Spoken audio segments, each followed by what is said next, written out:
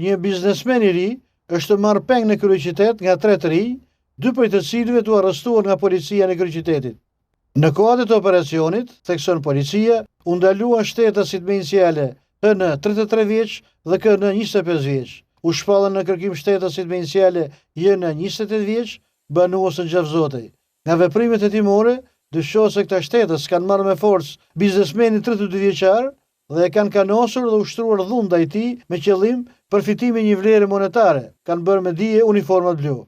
Ka qenë një përplasje e vjetër për tyre, për shkak të fitimeve në rrjetin e call-centrave në kryeqytet, që është bërë shkak i kësaj pjesëmarrje të biznesmenit Florian Sula nga të anëtarët e kësaj familje. Konkretisht, porositësi i kësaj vepre është një i njohur me biznesmenin Sula. Në këtë paligjshmëri është përdorur dhe vllajsi dhe djali i xhaxhait të porositësit. Nisur nga kjo situatë, është vendosur marrja peng e Sulës në një parkim në zonën 21 dhjetorit të Tiranës. Ata kanë ndaluar biznesmenin Sula me pretekstin se ishin të byros federale të timit. Në polici Florian Sula ka pohuar se ndaj Kevinezës kishte një borxh prej shumës prej 10.000 euro.